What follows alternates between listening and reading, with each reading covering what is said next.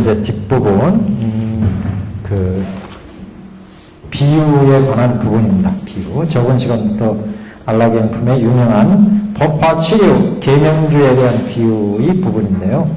이 부분이 이제, 그, 안락행 전체 그 내용을 비유하는 중요한 또 내용 중에 하나입니다. 여기부터 한번 보시죠. 642페이지에, 642페이지. 문수사리어 비유컨대 힘이 강한 전륜성왕이 위엄과 세력으로 모든 나라를 항복받고자 하되 모든 소왕이 그 명에 순종치 아니하거늘 이때 전륜성왕이 가지가지의 군사를 일으켜 토벌함이라. 이렇게 이제 비유가 시작되는데, 이 비유가 나오면 항상 경에서는 비유에 대한 풀이가 나옵니다. 그래서 이렇게 비유를 시작하는 부분을 개비, 그 비유에 대한 뜻을 얘기해주는 부분을 이제 합비, 이렇게 두 가지로 얘기하거든요. 개비, 합비라는 용어를 씁니다. 개비라는 것은 비유를 연다, 이런 의미죠. 그래서 그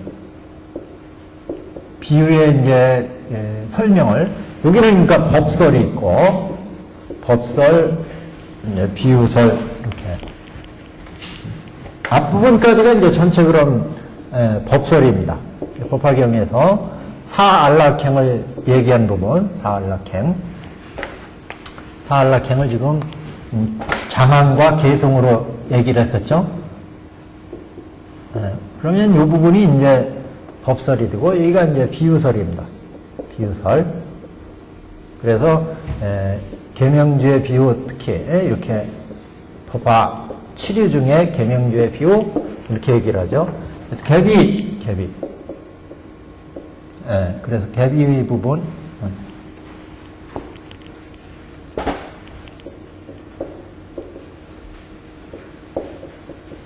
개비의 부분, 이게는 합비의 부분, 이렇게 두 부분.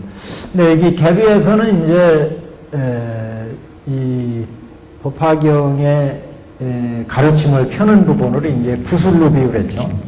이전에 법화가 설해지기 전에 그 내용은 이제 구술을 주지 않고 그 공에 따라서 전쟁의 공이 전륜성왕을 가지고 지금 비유를 두고 있습니다. 전륜성왕이 수많은 전쟁을 하면서 그 전쟁의 공에 따라서 상을 주는데 가장 큰 공을 세운 사람만 여기 이마에 잘 간직하고 있던 보배의 구슬을 준다. 그런데 보통 이제 공을 세운 이런 사람들한테는 여러 가지 그 공에 따라서 이제 여러 가지 재물을 나누어주는데, 이 보배구슬만은 가장 큰 공을 세운 사람한테 준다. 그 가장 큰 공을 세운 게 이제 법화경을 설하는 법화계 설법이고, 나머지는 이제 방편설이다. 이렇게 얘기할 수 있죠. 나머지 공에 따라서 상금을 주고 여러 가지 재물을 나누어주는 것은 이제 방편설이다. 그래서 구슬을 주는 구슬, 보배구슬, 보배구슬을 주는 비유가 있고, 보배구슬을 주지 않는 비유가 있어요. 주지 않는 비유. 주는 비유, 주지 않는 비유. 이걸 조금 차례대로 쓰면은 제일 먼저는 주지 않는 비유가 먼저 나오니까, 보배구슬을 주지 않는 비유. 그렇죠. 구슬을 주는 비유. 구슬을 주는 비유. 이거 이제 합비는 요거에 대한 이제 풀이잖아요. 그래서 합비도 똑같이 두 가지로, 보배구슬을 주지 않는다는 것은 이제 방편설이고, 방편설. 주는 비유는 이게 진실, 이게는 법화의 설법, 이렇게 이제 볼 수가 있습니다. 법화설법. 그래서 보배구슬을 주는 비유와 주지 않는 비유, 이게를 합비는 이제 그 비유를 풀이한 거니까, 풀이한 것은 결국 구슬을 주지 않는 것은 전륜성이 공에 따라서 여러 가지 재물을, 공과에 따라서 여러 가지 재물을 주는 거고,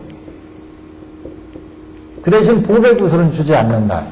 여기는 이제 보배 명주, 보배 구슬을 이제 주는, 큰 공을 세운 자한테 보배 구슬을 주는,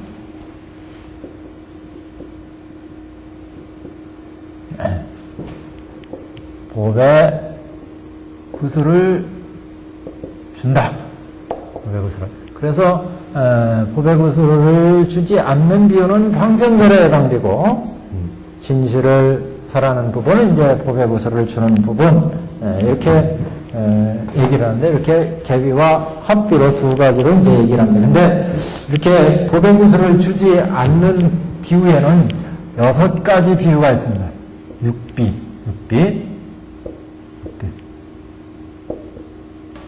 6가지. 여기도 또 6가지로 풀이하고, 합비도 6가지로 풀이하고 있습니다.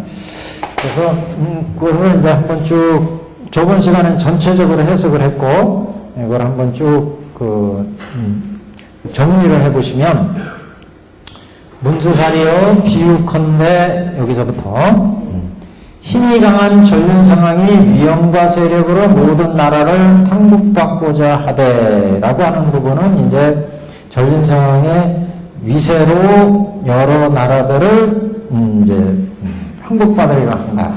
비유. 그래서 여기가 첫 번째 위복제국 이렇게 문구에서는 얘기하는데 위세로 조복받으라고 한다. 여러 나라들을 위복제국의 비유. 이렇게.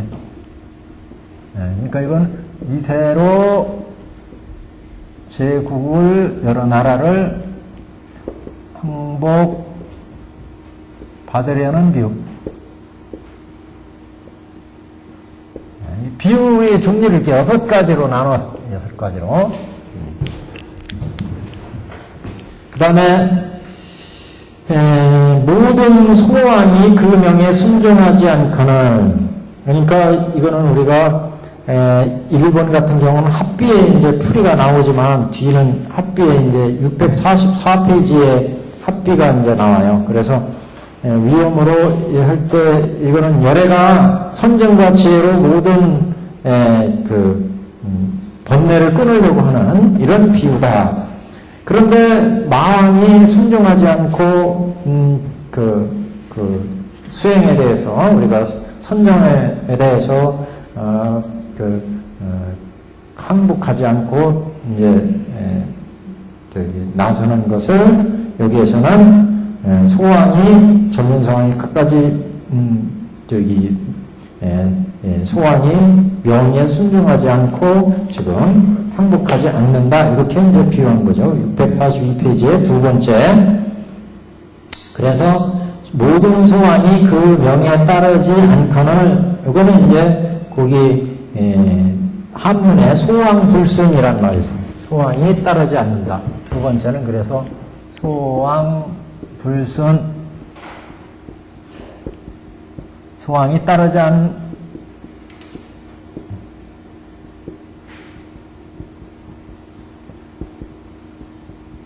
그래서 요건 이제 합비에서 풀이하면 6가지로 합비로 해서 이제 풀이하면 요거 이제 구슬을 주지 않는 비유입니다. 지금 요거 않는 비유 6가지, 6가지를 얘기하는데 합비를.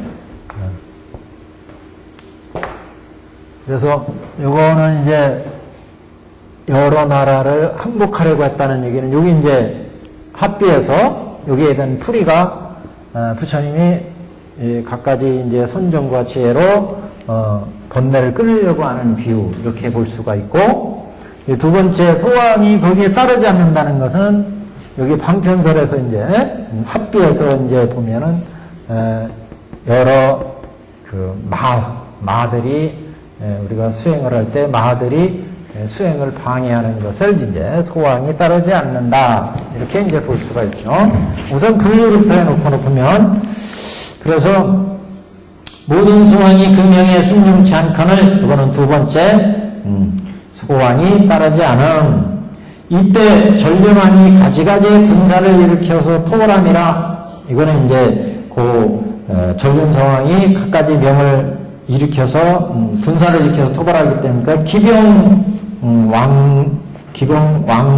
왕벌 토벌할 때 벌자. 예, 그래서 왕벌 벌 준다. 벌 주자 써도 됩니다. 기병 왕벌. 세 번째는 병을 일으켜서 쫓아가 가지고 벌주를 한다. 벌주를 한다. 이렇게 왕벌 이렇게 해도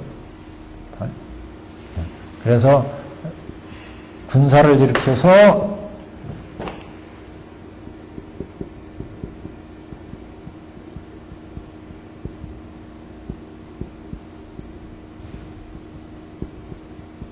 정벌하려고 하는 이런 이제 비유를 세 번째 기병 왕벌 이렇게 표시를 하고, 그 다음에 이제 왕이 군사 중에서 싸움에 공이 있는 자를 보고 곧 크게 환희하여, 이 부분은 이제 유공환희 이렇게 북구에서는 공이 있는 사람을 보고 환희했다 그래서 이건 이제 공이 있는 자를 보고 환희했다.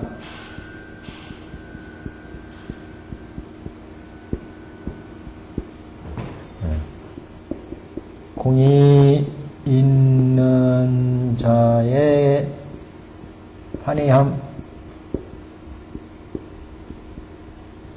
공이 있는 자를 기뻐했다 이런 말씀이죠.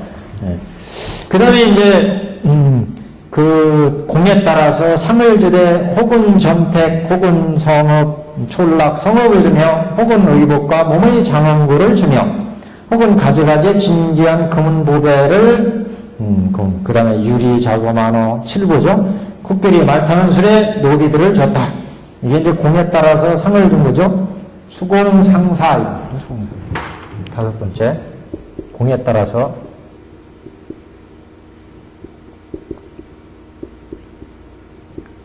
상을 줬다.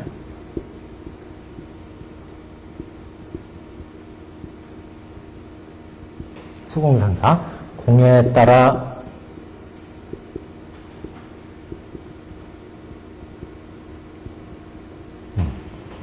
상을 줬다. 그 다음에는 이제 오직 상투 가운데 있는 밝은 구슬만은 주지 않았다. 그래서 이게 이제 불여주. 그렇지만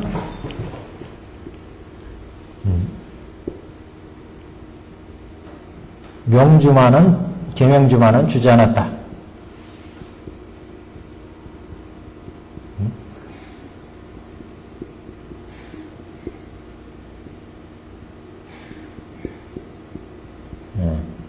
여기에 이제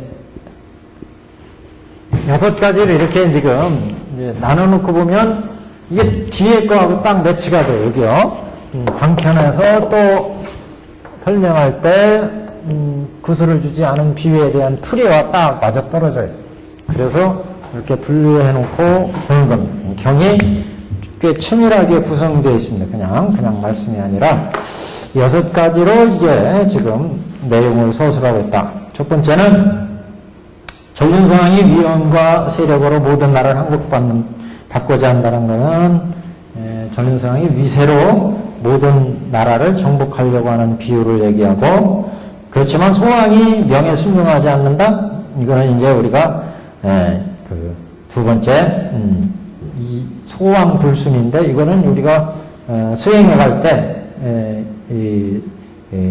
여러 가지 번뇌, 마가 일어나서 수행을 방해하는 것을 이제 의미하고, 그때 전륜상황이 갖가지 군사를 일으켜서 토벌한다는 것은 우리가 기병 왕벌 이렇게 표현했는데, 그에게는 여러 가지 성문성, 연각성 또는 보살성 이렇게 갖가지 부처님 교법으로 번뇌를 끊고 수행하는 거, 이거를 이제 전륜성왕이 갖가지 군사를 일으켜서 토벌한다. 그 다음에 왕이 군사 중에서 싸움에 공이 있는 자를 보고 크게 환희한다는 것은 공이 있는 자, 유공환희 이렇게 표시했는데, 우리 나중에 합비에 이제 보면, 사중에서 모든 경을 설하여 그 마음을 기쁘게 해주시며 이런 표현이 나오는데, 그래서, 이제 수행을 하는 이제 법을 줌으로 해서, 그 사람들이, 생사고해를 여기고 기뻐하는 이런 이제 모습, 번뇌를 끊고 기뻐하는 모습, 이것을, 작은 공에 따라서 이제 토벌한 거죠. 그래서, 고기에 따라서 얻은 기쁨, 이것을 이제 지금, 크게 환희했다. 싸움에 공이 있는 자를 보고 크게 환희했다. 이렇게 표현한 거고, 좀 이따 그 부분 또 설명해 드릴게요. 5번, 공에 따라 선을 준다는 것은 이제 우리가 번뇌를 쭉 수행해서 거기에서 각각 이제 번뇌를 끊어가는 과정을 이제 얘기하는 거죠. 그래서 각가지 선정, 무르근력, 뭐 이런 각가지 열반 이런 걸 얻는 과정을 이제 얘기하고, 오직 상투 가운데 밝은 구슬만은 주지 않았다. 그런 얘기는 이제 방편을 열어서 우리가 가르침을 지금 취하지만, 그러나 법화의 실상의 경제는 들어오지 못했다. 열반의 이런 이제 경제는 얻었지만, 그런 것을 이제 법화경은 설하지 않았다. 이런 의미가 이제 같은 얘기다. 이렇게 볼 수가 있습니다. 자, 그래서 지금 이렇게 6가지로 구분을 했습니다. 6가지 구분했는데, 여기에서 오늘 나눠드린 인쇄물에 보시면, 그거 이제 설명을 좀 보충하는 내용이 법화 문구에 있어서, 없어요? 뒤에 있습니다. 예. 그래서, 요거 풀이로 저번에 한번 풀이는 했습니다만, 문구에서 이렇게 풀이한 부분을 한번 상기하는 의미로 한번 보겠습니다. 여기 전륜성왕은 열애의 화세를 비유하고 여러 나라를 항복해 함은 음익계의 여러 대상을 비유했다. 그런 얘기는 힘이 강한 전륜성왕이 위엄과 세력으로 모든 나라를 항복받으려 했다. 이 부분 1번이요. 모든 그 힘이 강한 전륜성왕이, 이 전륜성왕은 이제 의미하는 게 이제 힘이 강한 어떤 전쟁을 일으키는 주체로 나오지만, 여기에서 의미하는 거는 이제 우리 부처님, 부처님이 여태까지 수행을 통해서 이제 모든 번뇌나 말을 다 조복한 이런 이제 의미로 볼 수 있고, 그래서 열애 이렇게 볼 수 있고, 그래서 전륜성왕은 열애의 화세를 비유하고, 그 얘기는 전륜성왕은 부처님의 교화하는 세상을 비유한다. 여러 나라를 항복해 함은 음익계의 여러 대상들을 저복한 것. 보통 음익계라는 거. 5운 18개 12처. 그걸 음익계 그러죠. 음익계. 그래서 모든 수행의 시작은 이제 음익계부터 시작합니다. 근본불교에서도 5운 12처 18개가 무상하냐 무하냐 이거부터 시작을 했죠. 천태 수행인 마지간에도 보면 수행하는 첫 번째가 음익계경이에요. 음익계경을 십승간법으로 가나도록 하고 있습니다. 그래서 모든 수행은 음익계가 모든 제법의 실체니까, 그래서 여기에도 힘이 강한 전륜성왕이 위엄과 세력으로 모든 나라를 항복하게 한다고는, 항복하고자 하되라고 하는 것은 이제 열애의 부처님의 교화하는 세상, 그 교화하는 세상에서 여러 나라를 항복한다는 것은 전륜성왕이 부처님의 교법으로 중생들을 교화해서 5운 12처 18개에 일어나는 모든 번뇌를 제거하는 것, 번뇌를 끊는 것, 이것을 이제 원림상왕이, 전륜성왕이 나라를 항복받고자 한다. 그런데 그때 모든 소왕들이 이제 그 명예, 항복하려고 하는 명예에 순종하지 않는다는 얘기는 우리 법화 문구에서 소왕은 번뇌 따위를 비유하니, 소왕은 번뇌 따위를 비유하니 아직 무의 조복을 이루지 못한 것을 그 명을 따르지 않는다고 비유했다. 그래서 아직 무르지혜로 번뇌를 끊어서 생사를 했다가지 못했다. 그래서 소왕이 그렇게 번뇌를 끊어갈 때 이제 반항을 하는데, 그거는 마치 우리가 수행이 들어가면 부처님도 한마 과정이 있잖아요. 마들이 자꾸 일어나서 탐욕의 마, 근본 인간이 가지고 있는 욕망, 뭐 이런 것들이 마가 되어가지고 그 수행에 대해서 항거하는 그런 모습을 지금 소왕이 망을 따르지 않는다, 소왕 불순이다, 이렇게 지금 표현을 했습니다. 그래서 그때 갖가지 군사를 일으켜서 정복한다고 그랬는데, 갖가지 군사는 전륜성왕은 이렇게 상병, 마병, 보병, 전차병, 이렇게 사병이 있대요. 사병. 상병은 코끼리, 옛날 전쟁이니까 코끼리. 지금 뭐 전차 뭐 이런 거. 마병, 말을 탄 병사. 그 다음에 보병. 전차병이 있네 또. 옛날 전차병, 전차도 만들었네.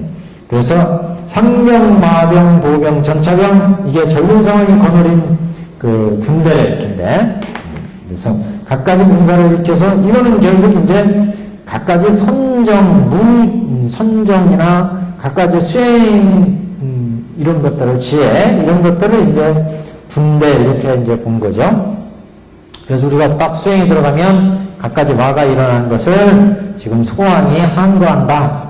소왕이 명에 따르지 않는다 그랬고, 전륜성왕이 갖가지 군사를 일으켜서 소벌한다는 것은 이제 갖가지 선법, 예를 들면 그 수식법이나 그 사선정을 얻는, 또 사무색정, 사무량신, 이런 법들, 그 다음에 구상팔령, 그 차제선문에 보면 이제 우리가 모든 수행에 들어갈 때 지금 여기 그 군사를 일으켜서 토벌할 때 그 군사라는 건 군사라고 하는 것을 우리가 수행으로 보자면, 수행은 세간선문이 있고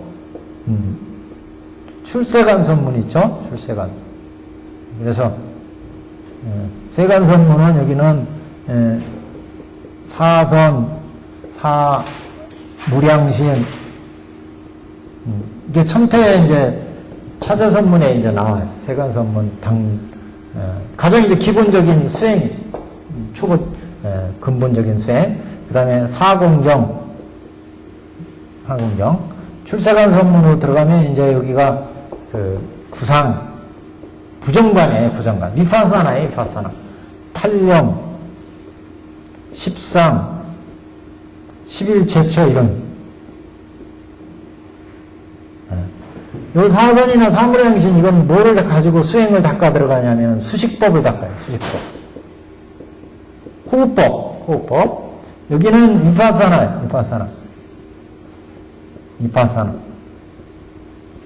수행은.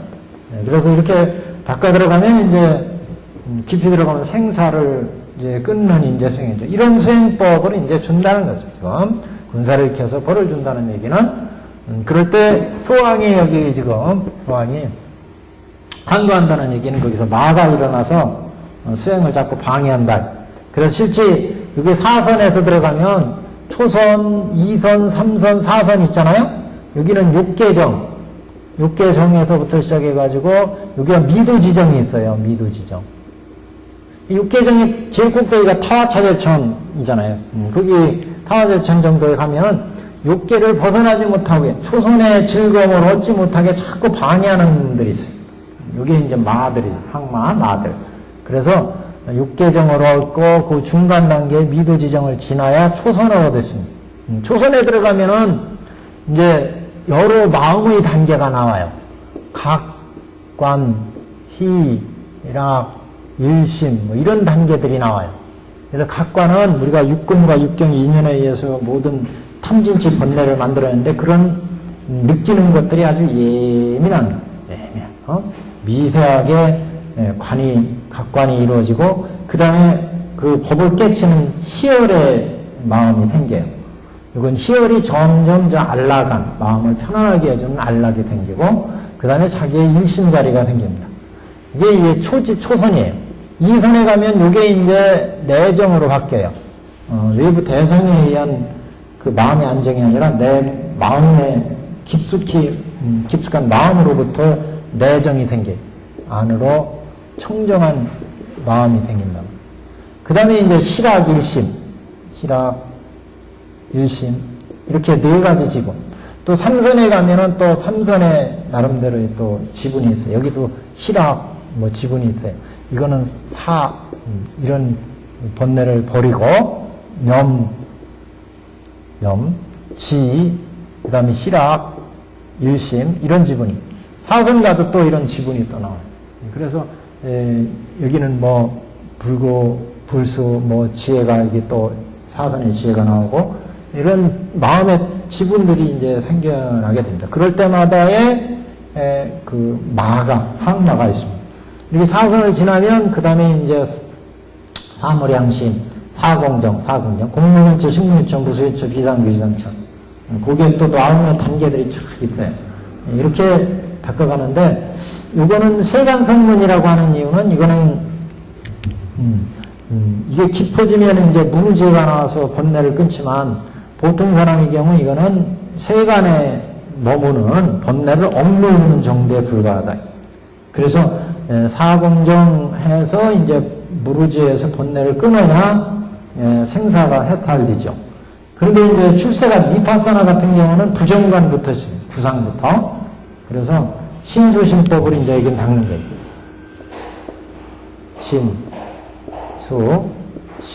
법.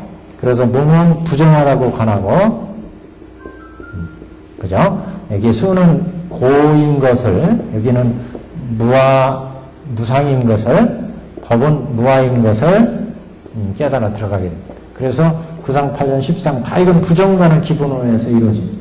물론 이제 이 사이에 역세관, 역출세관문이 있어요. 육명문 같은 거, 육명문, 통명관 이런 것들은 이제 여기에 같이 겸하는 수행입니다. 여기에서 여기로 넘어가는 이런 수행인데, 여기에 이제 바로 수행으로 보자면 위세로 제국을 항복받는다는 건 부처님의 여러 이제 가르침으로, 부처님의 교화 가르침으로 우리가 수행에 들어갈 때 소왕들이 항거한다는 것은 마가 일어나.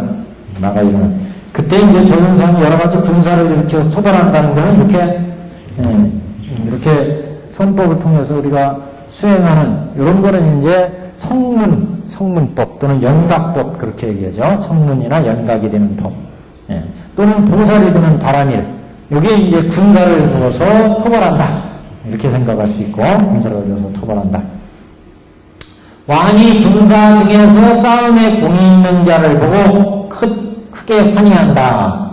이렇게 이제 선법을 줘서 닦아나가면, 사무량심, 사공명 닦으면 번뇌를 끊어서 일정하게 무지를 얻고 지혜를 얻잖아요? 그런 것을 얻으면 이제 환희, 기뻐한다. 그래서, 부상 8령을 딱 닦았더니, 탐진치번뇌가 끊어지더라. 그래서 견옥을 다 여했다. 그러면 일렉과, 그 다음에 불안과, 아란과, 안암과, 아란과, 이렇게 사과를 이제 얻어 들어가는데, 물론 이렇게 이제 얻어 끊으면 우리가 닦아 들어가는 건 이게, 범위, 사형, 사과 전에, 그래서 오정신과 사념처관, 그 다음에 여기 사선근이 이제 지나가지고 여기 사형사과로 들어가잖아요. 사형사과. 여기가 예륙과, 일렉과, 불안과, 아란과, 여기서부터. 그래서 각각의 과를 얻으면은 이제 그거는 이 수행을 통해서 각각의 이런 과를 얻으면 환희를 느끼게 된다. 그러니까 지금 왕이 군사 중에서 싸움에 공이 있는 자를 이걸 가지고 싸워가지고 이만큼 얻었어요. 그럼 공을 얻은 거죠. 예륙가를 얻었어. 그만큼 공을 얻은 거죠. 12연기를 닦아가지고 번뇌를 끊었다. 그럼 거기에 공을 얻은 거죠. 육바람을 닦아서 또 어느 정도 소득이 있다. 그러면 또 공을 얻은 거예요. 그래서 지금 왕이 군사 중에 싸움에 공에 있는 자를 보고 크게 환희하여 공에 따라서 상을 주되 혹은 전택, 혹은 촌락, 혹은 성읍, 혹은 의복과 몸의 장신구를 주며 그랬잖아요. 그래서 저번 시간에 뭐 전택은 삼매나 뭐 지혜를 의미하고 촌락이나 성은 초과 이과를 의미하고 의복이나 몸의 장신구는 뭐 여러 가지 뭐 무슨 조도 선법 장원고 뭐 이런 것들을 의미한다 이런 얘기를 했었죠. 그거 설명이 이제 여기에 나왔습니다. 예, 법화 문구에 여러 가지 공에 따라서 혹은 전택, 취락, 성업을 주며 이렇게는 한 페이지 넘겨 보시면 공에 따라서 상을 준다는 얘기는 한 페이지 넘겼습니다. 공에 따라서 상을 준다는 것은 공에 따라서 각각의 이제 얻어지는 어떤 경지가 있다 이걸 얘기하죠. 그래서 전택할 때 저는 삼매이고 택할 때 지구는 곧 지혜요. 그 다음에 취락 성업을 준다고 그랬죠. 취락 여기는 우리는 이제 촌락 성업 이렇게 번역을 했어요. 취락은 초가이고 초가 여기 예류가요. 예류가에서 88 경욱이나 끊어지잖아요. 여기에서 예류가에서 88 경욱이 끊어지고 일렉과 프랑크 아랑가에서 81품 사옥이 끊어지고 그래서 지금 여기에서 촌락은 초락 취락은 초가 이과요. 취락은 초과 이과를 의미하고 을은 곧 삼과요. 성은 열관이다. 성이라는 데는 일정한 어떤 구획이 있으니까 열관이라는 데를 물론 여기서 이제 소승 열관이겠죠. 의복은 곧 참인의 선법이요. 참인을 통해서 번뇌를 끄는 것 참인의 선법으로 의미하고 의복은 장신구는 조도의 선법이다. 그래서 참여를 통해서 어느 정도의 선법을 얻은 것, 이것을 의복, 장신구는 여러 가지를 이제 이렇게 붙여나가는 거잖아요. 그러니까 조도의 선법이다. 갖가지 7분, 우리 금은, 진견, 보배, 금은, 산호, 만호, 호박, 뭐 이렇게 나왔잖아요. 이거 7가지니까 7보니까 칠각지. 그 다음에 상막옷은 그 다음에 수레, 이런 것들은 이승의 진지, 무생지 그런 얘기했어요. 번뇌를 다하는 걸 진지.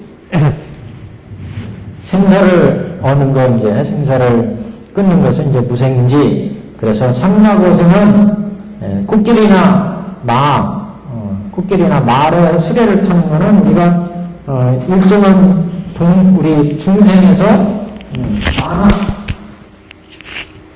만화 수레를 타면 장소 유비에서 이만큼 움직이잖아요.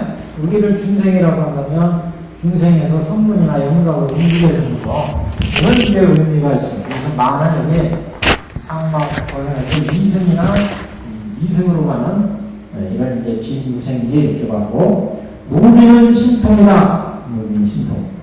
노비를 왜 신통이라고 했는지 그 주에 한번 보세요. 지금 밑에 중간에 보시면 노비는 곧 신통이 신통은 성경에서 나와 그 손발을 부으신 걸 함으로 노비에 비유했다.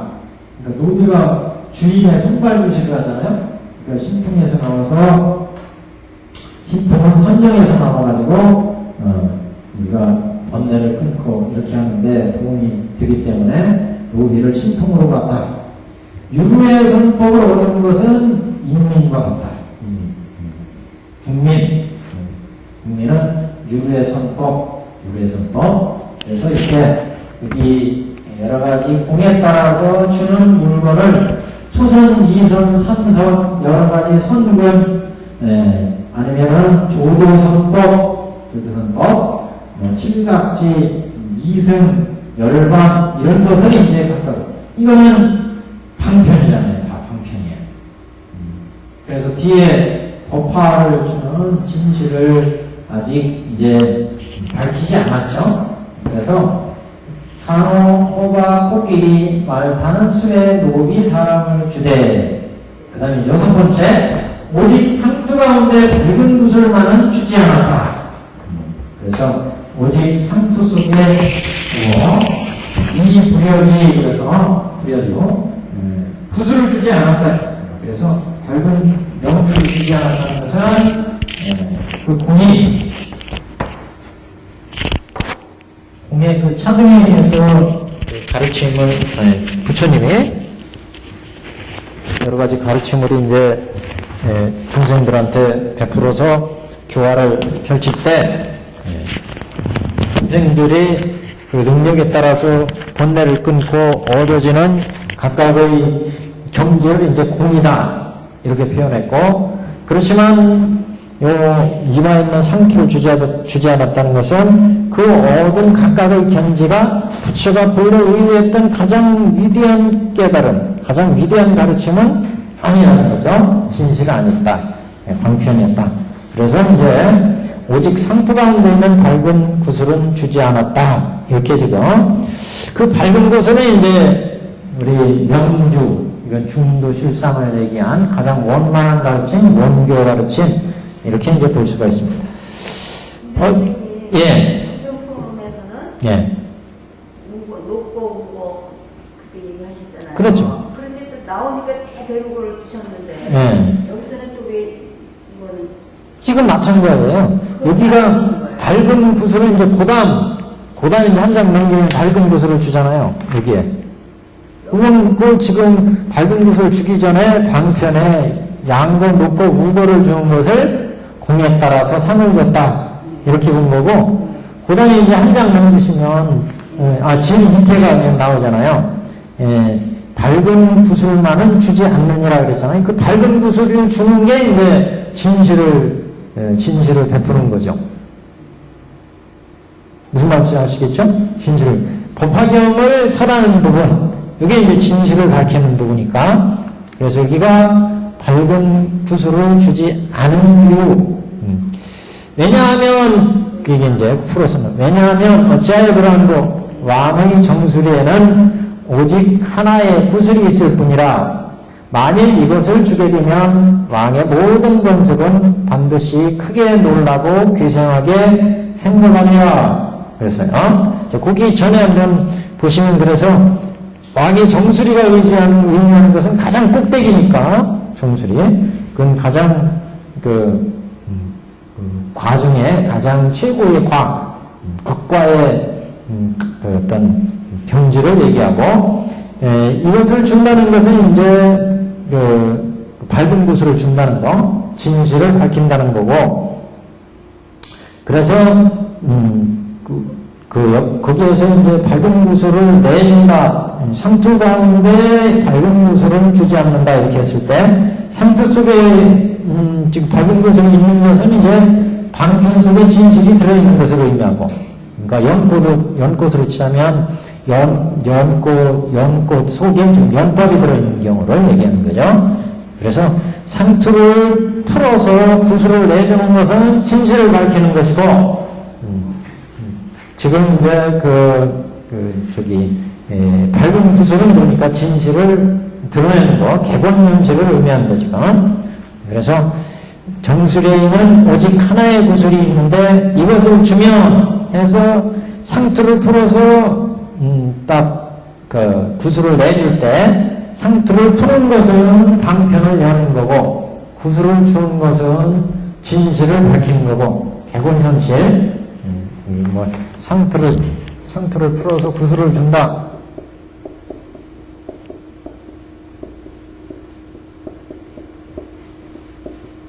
왜냐면 이거를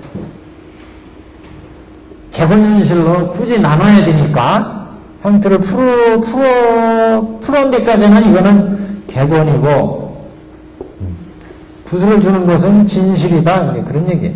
지금 나눠서 보자면, 오직 상투 가운데 밝은 구슬을 준다고 했을 때, 밝은 구슬을 주는 것은 진실을 의미하고, 그 밝은 구슬을 주기 위해서 상투 속에 구슬이 있으니까 이 상투를 풀어내는 것은 방편이고, 이런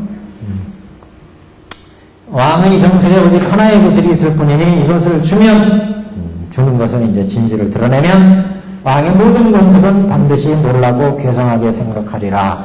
네, 여기에 그 설명이 있어요. 설명이. 두 번째 딱 보시면, 오직 상투 속이라고 한 부분은 여섯째로 구슬을 주지 않았다는 부분으로 분단 생사에서 벗어날 끈기가 있으면 작은 공훈이라 하고, 변형 생사에서 벗어날 끈기가 있으면 큰 공훈이라고 한다.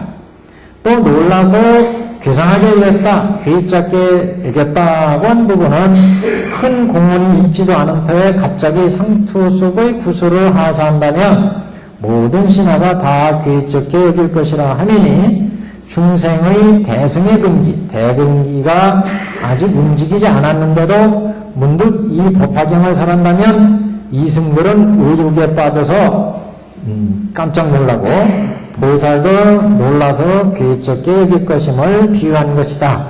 그러니까 이게 부처님이 중생들한테 법을 베풀 때를 이제 지금 비유한 거잖아요. 그래서 이승들한테 이런 부처님의 일불승의 경지를 베풀 때 그 중생들은 자기의 근기와 맞지 않기 때문에 다 놀라서 이제 깜짝 놀란다, 괴이잡게 여긴다, 이렇게 이제 볼 수 있고, 여기서 앞에 상투 속에 구슬을 줄 때 분단에서 벗어날 근기가 있는 것을 작은 구슬, 작은 공은, 이건 아직 이제 명주를 주지 않았고 앞에 공에 따라서 상을 줬다고 하는 부분이죠. 그래서 작은 공문이 있는 사람들은 분단에서 벗어날 근기가 있을 때는 이제 공에 따라서 상을 주는데, 이건 작은 공을 의미한다. 그래서 작은 공을 얻는 부분을 분단생사다, 이렇게 봤어요. 그러니까 이 부분을 얘기하는 거예요, 이 부분. 사양사가에서 예륙과 일렉과 불안과 이렇게 얘기할 때, 여기는 사념처를 얻으면 신수신법을 얻어가지고, 신수신법을, 여기에요. 신수신법, 이파사나를 닦아서, 여기, 얼어 들어가는 게 세간성문이라고 했잖아요? 쭉 닦아 들어가면 출세간성문이고, 세간성문부터 출세간이 나가는데, 그래서 위에 사념체 닦고, 쭉 닦아서 지금 이파사나를 닦아가는 거예요. 그래서 이걸 다 닦아서 모든 성취가 이루어지면 여기 1렉과 2렉, 3렉, 3 해서 4과까지 이렇게 들어가요. 예력과 1렉과 불안과 아라한과 이렇게 들어가는데, 이게 다 맞춰지면 여기까지 들어가잖아요. 여기 사념체를 닫고 사양사가를 얻으면 사양사가, 여기 사선근위에 들어가면 사선근위, 그럼 여기 남이, 정이, 임이, 세제일이, 여기서부터는 무르지에로 번뇌를 끊어서 생사를 해탈하지만 여기는 생사를 해탈하지 못해.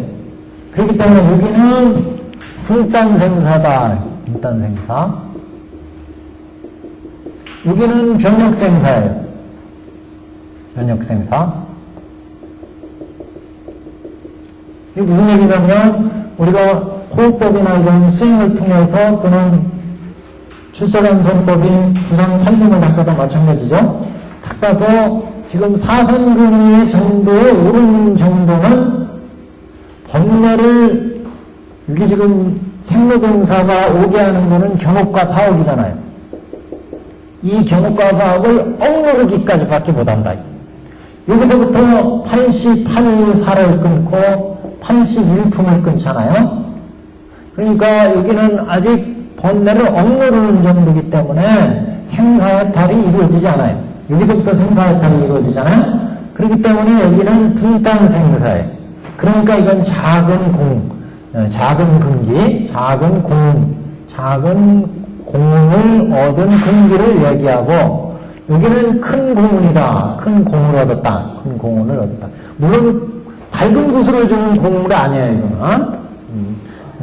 밝은 구슬을 주는, 명주를 주는 공운은 아니지만, 그래도 이거보다는 큰 공운이다. 그런 얘기예요. 왜냐하면 여기는 변혁생사이기 때문에 생사를 뛰어넘었기 때문에 수행에서 들어가는데, 사성이나 사후령, 사구령 닦아서 지금 번뇌 또는 구상13 닦아서 번뇌를 억누르는 정도지 그 번뇌의 뿌리를 자르지를 못했어요.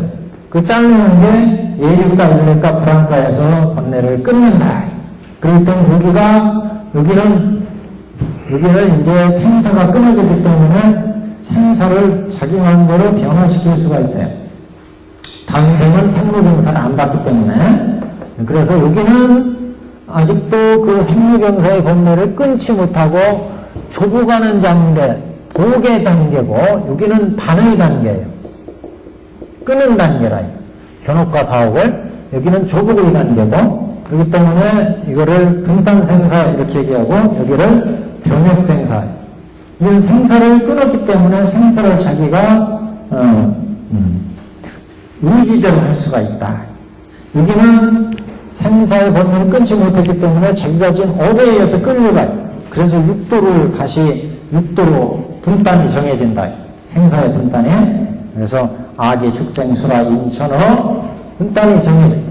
그래서 이건 작은 공이고 이건 큰 공이다. 이렇게 지금 봤어요. 그래서 오직 여기 분단에 있어서 벗어날 끈기가 있음을 작은 공이라고 했고 변혁에서 벗어날 끈기가 있음을 큰 공이라고 한다. 여기는 이제 분단생사에서 벗어날 끈기가 있을 때를 작은 공, 변혁생사에서 벗어날 끈기가 있음을 큰 공. 그래서 이 두 가지 생사를 넣어야 이제 진짜 개념주를 얻죠. 여기에서 벗어날 끈기가 있으면 작은, 요거를 벗어날 끈기가 있으면 큰 공이라고 하는 것은 결국 이 분단생사를 끊고 변혁생사를 끊고 그래야 이제 무명주지를 끊게 되거든요. 무명주지를 끊어야 이제 진사를 끊고 무명주지를 끊어야 불도에 들어가고 그래야 이제 명주를 받을 수가 있죠. 그 얘기를 이렇게 지금 표현했습니다. 구슬을 주지 않았다는 부분으로 분단에서 벗어날 근기가 있음을 공운이라고 했고 변혁에서 벗어날 근기가 있음을 큰 공운이다.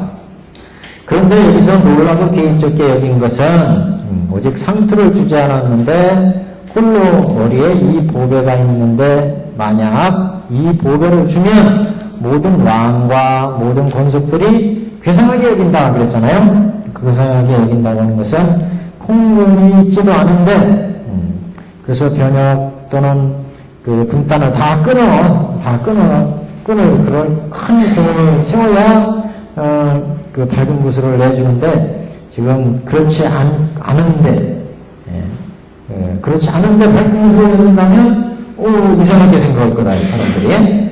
그래서 성문이나 영각들 이럴 경우에 그래서 큰 공운이 있지도 않은 터에 갑자기 상투 속의 구슬을 하사한다면 모든 사람들이 귀하게 여길 것이다. 그래서 중생들한테 대승의 일불승의 어떤 근기가 없는데 이걸 풀어본다면 그러면 좀 모두 귀하게 여길 것이다. 그래서 우리 책에도 밝은 구슬은 주지 않는다. 왜냐하면 정수되어 있는 것은 일불승의 그 근기한테 내놓을 수 있는 명주란 말이죠.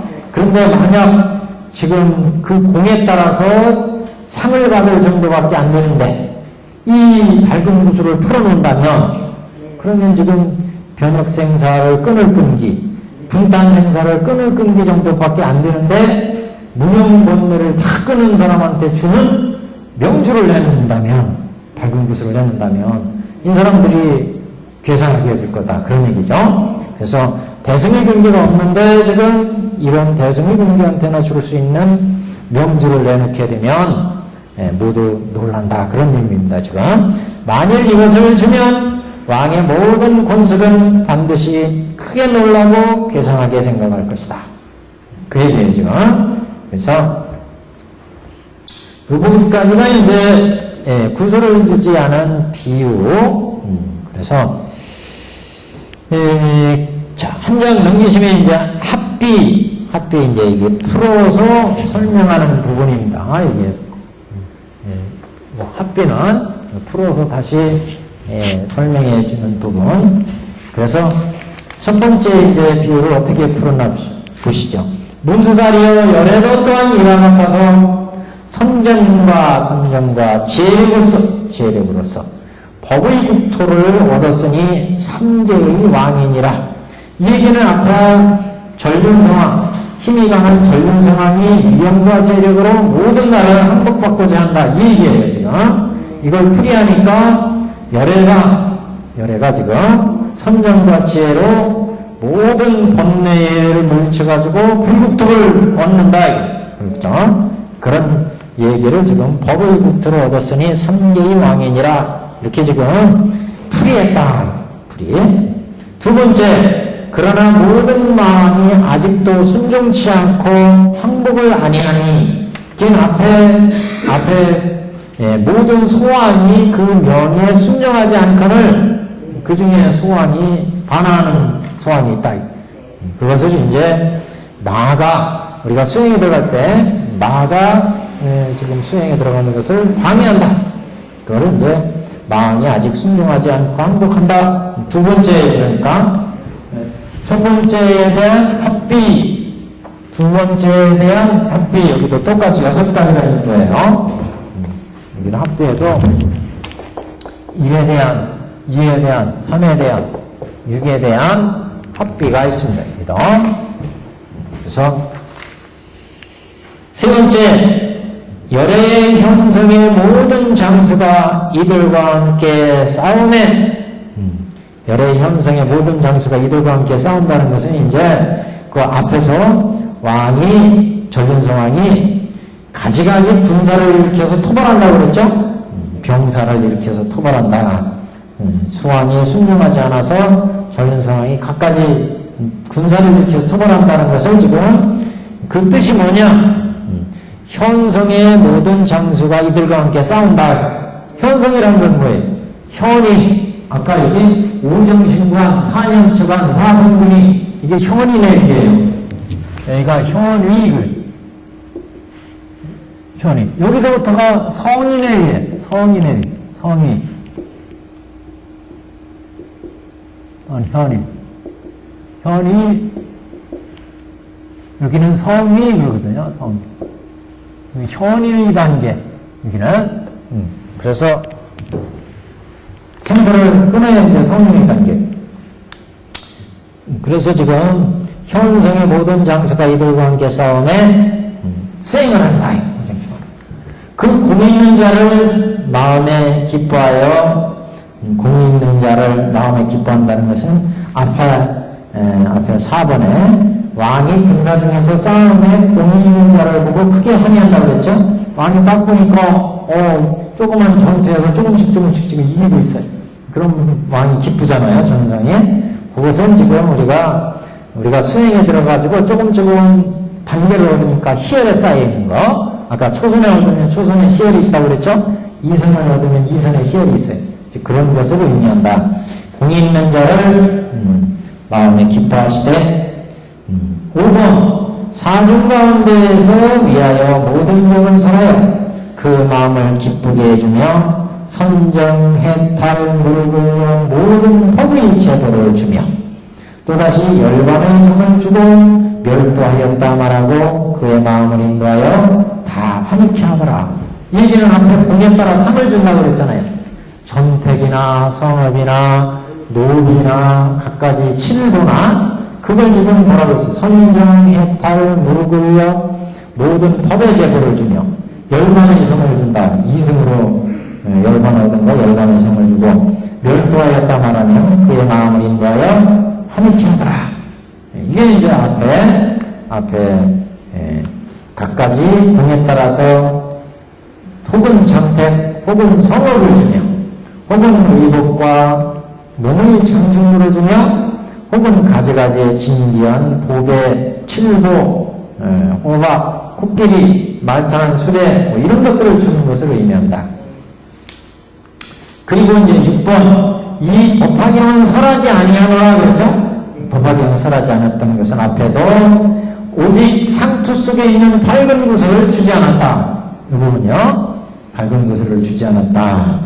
그래서 오직 상투 가운데 있는 밝은 구슬을 주지 않았다는 얘기는 법화해설법이 설해주지 않은 일부승의 가르침이 설해주지 않았다는 것을 의미하죠. 그래서 법화경을 설하지 아니하노라 이렇게 지금 풀이했다. 그러니까 이게 합비에 해당되는 겁니다. 그래서 이제 무두사리와 전승성환이 모든 분변 중에서 공이 큰 자를 보고 마음이 심히 환희해서 이 믿기 어려운 구슬을 오랫동안 상투 속에 두고 함부로 살아나게 주지 않다가 지금 이를 주는 주민이 열애도 또한 이와 같아서 상계 중에 대법왕이 되어 법으로서 일체 중생을 기원한다. 이게 이제 구슬을 그래서 주는 비유죠. 주는 비유. 그래서 구슬을 줄 때도 전륜성이 등변 중에서 큰 공이 있는 자를 보고 마음이 심히 환희해서 상투 속에 구슬을 내어준다.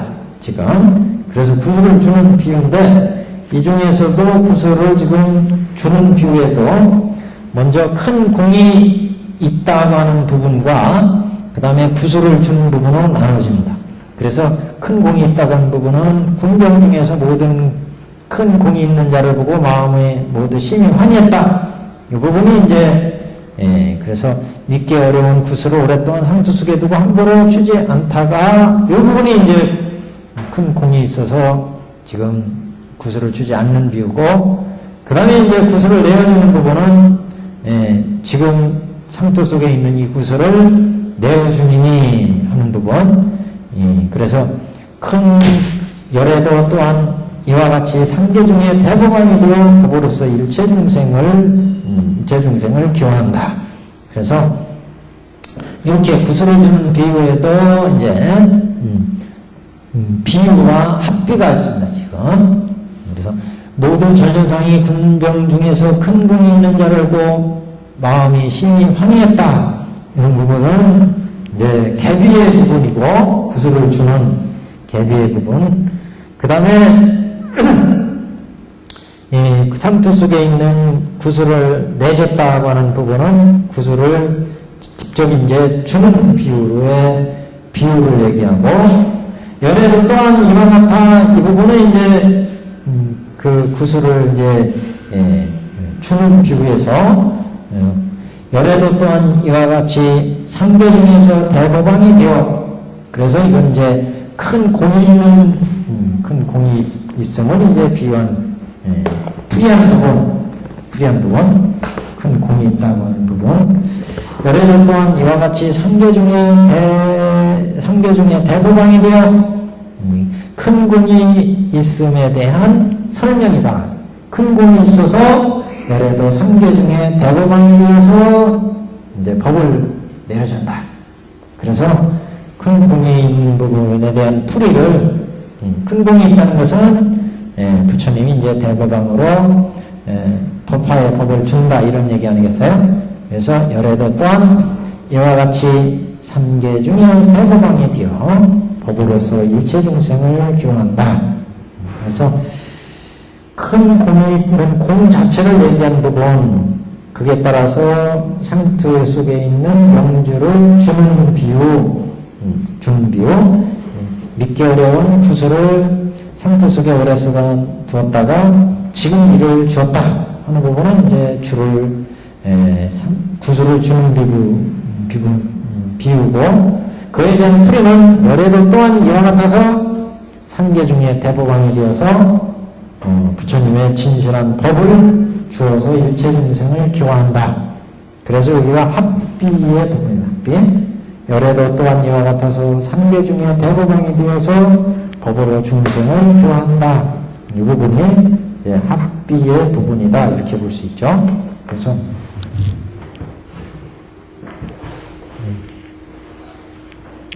여기에 진실은 법화를 설법하는 부분 여기에 지금 구슬을 공이 있는 비유하고 큰 공이 있음과 구슬을 주는 비유 이렇게 이제 두 분은 나눠진다 그 뜻입니다.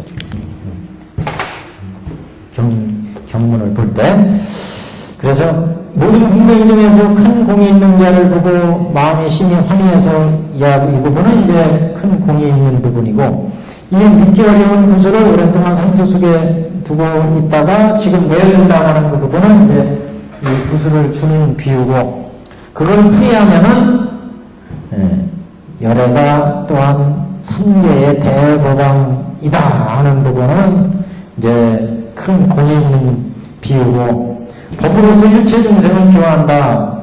그래서 현성, 오마, 화마를 쌓아서 모든 그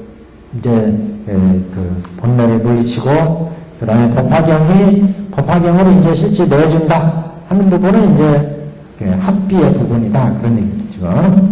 그래서 구슬을 주는 비유와 공이 있는 비유, 공이 있다는 것은 이제 대법왕이 되어서 3계의 대법왕에서 법으로 일체 중생을 교화한다. 이게 이제 공이 있다고 하는 부분에 대한 풀이. 그러니까 앞에서 전륜성왕이 군공 중에서 큰 공이 있는 자를 이제 계명적으로 준다고 그랬죠. 그래서 큰 공이 있는 부분은 지금 이게 대법왕이 되어서 법으로 일체 중생을 교화한다는 얘기고, 한 페이지 넘겨보세요. 그러면 한 페이지 넘겨서 세 번째 줄을 하면, 법화경이 능히 중생을 하여금 일체제에 이르게 하되 일체 생활에서 원망이 많아 믿기 어려워 먼저 설하지 않은 바를 지금에 설한다. 이 부분은 구슬을 주는 비유를 풀이한 거다. 합비. 그래서 여기는 이제 구슬을 주는 부분에 대한 풀이. 문장이 그냥 나열된 게 아니라 이렇게 좀 지금 나눠져서 설명이 되어 있어요. 그래서 천대대사가 이렇게 이제 구분을 했어요.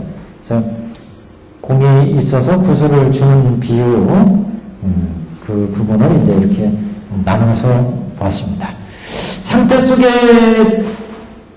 속에 구슬을 오랫동안 상처 속에 두고, 이게는 이제 진실 속에 방편이 들어있다. 이 소리고, 그것을 이제 풀어서 준다고 하는 거, 이를 준다고 하는 것은 방편은, 지금 이를 준 이 얘기는 이제 방편을 걸어서 진실을 밝힌다는 얘기고, 그 다음에 현성의 군이 온마, 번뇌마, 사마와 싸워서 각기 이제 큰 공연이 있어서 삼덕을 멸하고 3계에서 나와 마군의 그 문을 파한다. 이런 말이죠. 그래서 온마, 번마나 사마, 이러면 이제 우리가 보통 사마 그러죠.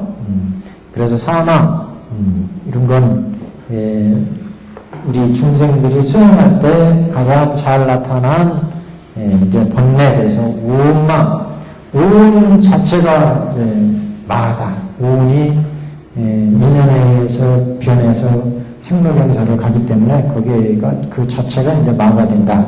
그 다음에 이제 번뇌가 우리를 괴롭히기 때문에 이것도 마와 같다. 그 다음에 사망, 죽음의 마죠. 죽음에 대한 두려움, 이것 때문에 이제 우리를 괴롭히기 때문에 이것도 하나의 마와 같다. 사망. 그 다음에 타화자재천마가 하나 더 있죠. 이렇게 네 가지 마. 타화자재천마. 타화자재천은 아까 여기 6개 꼭대기 하늘입니다. 초선 들어가기 전에, 여기 사선 들어가서 초선 들어가기 전에 여기에 타화자재천마. 그래서 사마 그러면 네 가지 마. 우리 중생들한테 가장 잘 괴롭히는 네 가지 마. 사마. 그래서 제일 먼저 여기 오음마, 오음의마. 그 다음에 뭐 이게 번뇌마, 그 다음에 사마, 죽음의 마. 그 다음에 여기 핵계 타화자재천마.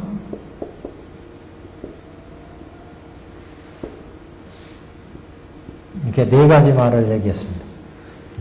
그래서 우리 인간한테, 우리 중생들한테 가장 그 해를 끼치는 마, 마구를 항복받는다 그랬는데 이게 오운망.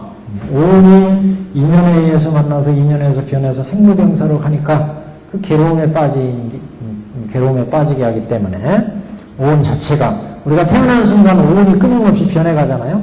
그 생로병사의 괴로움 속에 빠지기 때문에 오운의 마다, 오운이 자체가 마다. 그 다음에 번뇌. 이게 우리 마음속에 탐진치 번뇌가 끊임없이 일어나니까 이것도 마와 같다. 그 다음에 사막, 죽음으로 가니까 이게 마와 같다. 그 다음에 타화자재천. 수행에서 쭉 들어가면 육계정에서 이제 초선, 2선, 3선에서 그 깨달음의 즐거움, 성령의 즐거움을 느껴야 되는데 이걸 못 가게 딱 막는 마가 있대요. 그래서 육계천의 제일 꼭대기 타화자재천이 있는데 육계천이 사천왕천, 도리천, 양화천, 도천천, 화락천, 타화자재천이 있죠. 그 꼭대기 타화자재천에 가면 더 이상 못 나가게 미도 지점 거쳐서 초선, 2선, 3선 이렇게 나가면 이렇게 즐거움, 이게 각관, 희락지, 이게 내정, 희락, 일심, 뭐 이게 사념지 이런 즐거움이 안락이 있는데 이런 걸 못 누리게끔 막는 그런 이제 경지를 이렇게 이제 붙입니다. 집착하는 거죠, 집착하는 거. 각각의 경지에서 집착하는 거. 이런 이제 현성의 군이 오마, 번뇌마, 싸마 쌓아서 큰 공문이 있어서 삼독을 인멸하고 삼계에서 나와서 마군의 그물을 파하는 것을 보고 그때 열애도 또한 크게 환영하시어 이 법화경이 능히 중생으로 하여금 일체지에 이르게 하되 일체 세간에서 원망이 많아 믿기 어려워서 먼저 설하지 아니한 바를 지금에야 설하겠다. 그러니까 구속을 주는 필요에 대한 풀이다. 그동안에는 중생들이 근기가 모자라서 한마디로 이 밝은 구슬을 풀어주지 않았다. 원래 부처는 일체 중생들은 다 일체지에 일체지에 들어가게 하는 게 목적이에요. 그래가지고 갖가지 방편을 열어서 중생들로 하여금 번뇌를 끊게 했는데 그게 화도의 방법이라. 그래서 중생들이 각각 그 공에 따라서 수행을 해가지고 얻어지는 견지가 있었어요. 그 공문에 따라서 앞에 여러 가지 촐락이나 성업이나 칠보나 이런 걸 줬잖아요. 그래서 법화경에는 밝은 구슬 계명주는 주지 않았다. 지금 이제 중생들이 그 일체지에 이르도록 수행하고 교화시켜서 여기에 근기가 되었기 때문에 법화경을 연다. 그래서 이 법화경이 능히 중생으로 하여금 일체지에 이르게 하여 일체세간에서 원망이 많아 믿기 어려워. 그래서 먼저 설하지 아니한 바를 지금에 설한다. 그러니까 일보승의 경지를 부처님의 본휘를 근기가 모자란 중생들한테 열어놓으면 중생들이 그것을 믿지 못하고 또 원망하게 된다. 그래서 앞에 우리가 방송품에서 법화경을 설할 때 5,000명이 자리를 박차고 퇴소한 그런 바가 있었죠. 그래서 중생들을 그 불도에 이끌게 하는 부처님의 일체중지의 본마음을 털어놓은 게 법화경인데 이걸 털어놓으면 근기에 모자라는 사람들은 우리는 지금 우리한테 맞는 게 성문도 영각도 보살도인데 왜 일불승도를 여느냐. 그래서 일체중지에 이르게 하는 부처님의 본마음을 이해하지 못하고 원망하게 된다. 그래서 부처님이 지금 각각의 근기와 상품과 능력에 맞춰서 방편을 연 다음에 비로소 지금 이제 일불승에 이르는 밝은 구슬의 명지 법화경을 열었다. 그런 취지죠. 법화경이 능히 중생을 하여금 일체지에 이르게 하지만 일체 세간에서는 근기가 모자라서 원망이 많아서 믿기 어려워서 먼저 법화를 설하지 않고 방편을 설한 다음에 지금 법화의상에 와서 법화경을 설하게 된 거다. 그런 얘기예요. 그러니까 여태까지 전륜성왕이 전쟁을 할 때 여러 이제 장수들이 전쟁을 해가지고 조그만 공 세울 때 거기에 맞춰서 이제 그 공을 상을 내렸다. 마찬가지로 부처님이 여러 수행법 방편을 여러 성문성, 연각성, 보살성 이런 승법을 줘가지고 사념초관, 사선, 사공정, 구상, 팔령 이런 법을 줘서 각기 거기에 따라서 이 수행에 따라서 얻어지는 초선, 2선, 3선, 4선 또는 2승 성문연각 이런 경지에 도달했다. 그렇지만 일불승의 경지를 열지 않았기 때문에 이거 일불승의 경지를 열지 않은 것은 일불승의 그 대승법을 열어놓으면 이 중생들이 그 법을 이해하지 못하기 때문에 원망하게 된다. 그 법을 이해하지 못해서 240편 중단입니다. 문수사리여 이 법화경은 모든 열애의 제일의 설입니다. 모든 설법 가운데 이 법화경이 가장 깊어서 맨 나중에 설해 주시니 저 힘이 강한 왕이 전륜성왕이 오래도록 지녔던 밝은 구슬을 이제야 주는 것과 같으니라. 문사리의 이 법화경은 모든 부처님의 열애의 비밀이 비밀장이라. 열애의 비밀지장, 열애의 비밀이 감춰졌던 바이니라. 모든 경 가운데 가장 그 위에 있으니 모든 경에 가장 위에 있다는 것은 아까 전륜성왕의 이마 속에 있다 그랬죠. 상투 이마 속에 있다. 그 위에 있으니 오랜 세월 수고의 선보로 설하지 않다가 오늘에야 비로소 주는 것과 너희들에게 주어 널리 표계하노라. 그래서 이 구슬을 주는 비유는 이제 일불승을 베푸는 뜻이잖아요. 그래서 일불승에는 4가지가 있었어요. 일불승의 경제는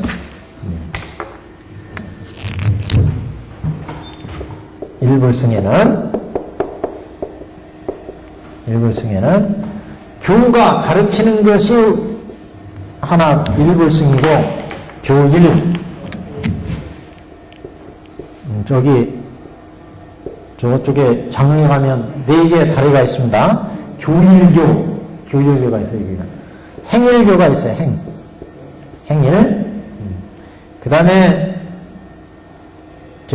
인일. 그 다음에 과일. 이렇게 4가지. 그래서 4가지. 여기도 이제 과일은 다리 뭐 있나 하나 보세요. 과일이 안에 이게. 다리가 첫 번째, 두 번째. 맞아. 이일교가 있어요. 이거는 교일이라는 것은 모든 부처님의 교법은 오직 일불승의 취지에서 사라졌다. 이 당에 삼승교, 이승교 수많은 가르침이 부처님의 84,000의 가르침이 있는데 그러한 가르침들은 모두 다 일체 중생을 일불승으로 이끌기 위한 가르침에서 설해진 거다. 이게 교일의 취지고 이 당에 나온 모든 수행법, 사성제, 37조도법, 또 6반함이, 10반함이 모든 수행법들은 다 일불승의 수행을 위해서 설해진 거였다. 그 다음에 모든 사람들, 성문인, 영각인, 그 다음에 인천인 모든 사람들이 있지만 일불승인을 위해서 부처님은 5개를 닦으면 사람이 되고 그 다음에 10선을 닦으면 천이 된다고 그랬죠. 이게 10선법, 5선법, 5개법 베푼 건 다 일불승인을 위해서 설한 거였다. 이상의 진리가 수많은 진리가 있어요. 온처계의 진리, 3개, 10개의 진리가 있어요. 모든 진리는 일불승의 진리를 위해서 설해진 거였다. 부처님의 일불승의 진리를. 그래서 교가 하나이고 행이 이일이다. 4가지 사일을 얘기하는데 여기도 그래서 구슬을 주는 합비 부분을 사일의 취지에 의해서 배대할 수가 있습니다. 어떻게 배대하느냐면 법화경이 능히 중생으로 하여금 일체지를 이루게 한다. 일체지에 이르게 한다. 이 얘기는 일체지에 이르게 하는 수행을 의미합니다. 이거는 그래서 행일의 취지다. 그래서 행일의 취지다 이렇게 볼 수 있고 두 번째 문사리여 이 법화경은 모든 열애의 제일의 설이다. 제일의 교설이다. 교법이다. 이런 얘기죠. 그래서 이거는 교일의 취지입니다. 교일의 취지. 또 저 문서사리여 이 법화경은 모든 부처님 열애의 비밀지장이다. 비밀의 부처님의 법장이다. 이런 얘기죠. 비밀법장. 이거는 이일도 될 수 있고 이밀도 될 수 있다. 부처님의 어떤 진리 또는 열의 비밀 법장 이런 측면으로 보면 이 일의 측면이고 또 열애가 되는 부처가 되는 가르침이다. 이렇게 볼 때는 인일의 취지입니다. 인일의 그러니까 사일의 취지가 지금 다 들어있어요. 부처님 열애의 비밀 법장의 진리에 초점이 맞춰지면 그건 이일의 취지고 이일 진리는 어디 일불승 진리에 있다고 하는 또 부처님 열애의 가르침 부처라고 하는 모든 가르침이 인천이 되는 성문연각이 되는 성문연각이라는 또는 인간 천인이 되는 가르침이라는 뜻이 아니고 부처가 되는 가르침 이렇게 본다면 이건 부처라는 사람 인일의 취지고 그 앞에 이 법화경 모든 열애의 제일의 설법이다. 그러니까 교법 이거는 가르침을 얘기하는 거죠. 교일의 취지고 교일의 취지. 그 위에 올라가서 법화경의 능히 중생으로 하여금 일체제에 이르게 한다. 중생들이 열심히 수행해서 일체 종지에 이르게 하는 가르침이다. 그래서 이건 행일의 취지다. 법화경은 일체 중생들을 다 불도에 이르게 하는 그런 수지, 독성, 해설, 서사 다 부처님의 일불승에 들어가는 행위다. 이런 얘기죠. 그래서 행일의 취지, 모든 부처님의 실천은 일불승에 있었다. 부처님이 여태까지 수많은 행을 했어요. 그래서 반야경에서도 아한경에서도 화엄경에서도 화엄경에 10바람교설하고 반야경에 6바람교설하고 수지독성 해설서사하고 부처님이 목이 터지게 얘기하셨는데 또 아한경에서도 정진해라 부처님이 정진해라 그러니까 모든 사성제법 8정도 이게 다 이렇게 방편을 설해서 일불승리에 들어가게 하기 위한 부처님의 교화의 방법이었다. 그래서 행일의 취지다. 그래서 일불승에 이렇게 네 가지 교일, 행일, 인일, 이일의 취지가 있다. 이렇게 얘기할 수가 있죠. 여기까지가 이제 장화입니다. 장애. 그래서 여기까지를 보시면 이제 비유가 이제 합비, 그 다음에 객비 두 가지로서 법화경을 설한 것을 이제 구수를 내어준다는 비유로 얘기했고 법화경을 베풀기 전에 여러 가지 방편의 가르침을 써서 중생들을 교화하는 부분을 구수를 주지 않고 그 공에 따라서 여러 가지 보배 상을 내렸다. 상을 내린 거 이것은 이제 방편을 베풀어준 부처님의 교법 이것을 이제 비유했습니다. 그래서 이 계명주의 비유는 일불승을 설한 다시 말해서 법화여설법을 통해서 일불승을 편 부분을 우리가 이제 계명주를 주었다. 그래서 이 법화 7위 중에 법화 7위 중에 계명주의 비유 이렇게 일불승을 다 비유하는 거죠. 앞에서 얘기한 모든 그 화택의 비유나 또는 신화품의 장자공자의 비유나 그 다음에 이제 약초의 비유나 그 다음에 이제 화성의 비유나 화성의 비유 그 다음에 여기 안락연품 계명주의 비유 뒤에 가면 이제 열애 수양품에 이제 의사의 비유가 하나 남았죠. 의사의 비유 이렇게 해서 법화 7호가 있는데 그래서 이 비유는 다 법화경의 모든 비유는 다 근본이 화택의 비유로부터 출발한 화택의 비유. 화택의 비유가 법설이 방편을 열어서 진실을 밝힌다. 법화경이 뚫고 있는 전체적인 대승경전은 이렇게 다 어떤 의도하는 바를 가지고 경이 시작됩니다. 그래서 아한경 같은 경우는 이제 부처님이 맞이하는 중생들한테 생사고해로부터 벗어날 수 있는 진솔한 어떤 인생 철학, 삶에 대한 어떤 가르침, 이런 것들을 이제 하나하나 풀어내지만, 대승의 경전들은 반야경은 반야의 공이라고 하는 공을 설명하기 위한 어떤 의도를 가지고, 법화는 이제 여태까지 부처님 선한 일불승의 진리를 밝히기 위한 그런 이제 목적, 이런 것들이 되게 대승경전은, 그래서 그게 이제 나오는 부처님이나 그 다음에 내인들이 대승경전은 그런 목적에 부합하도록 부처님의 경지나 그 다음에 나오는 보살들이나 성문들이나 이런 것들이 이제 짜여지게 됩니다. 하여튼 여기까지가 안락행품의 장행이었고, 그 다음 개성.